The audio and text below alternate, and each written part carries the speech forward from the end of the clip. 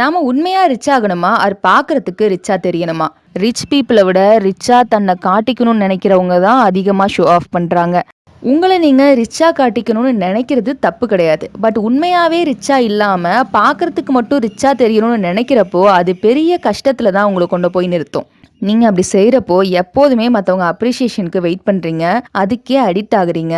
மத்தவங்க பார்க்கணும் R attraction seek பண்றதுக்கு ஷோ ஆஃப் பண்ண ஸ்டார்ட் பண்றீங்க. அதுக்காக நீங்க அதிகமா ஸ்பெண்டும் பண்றீங்க.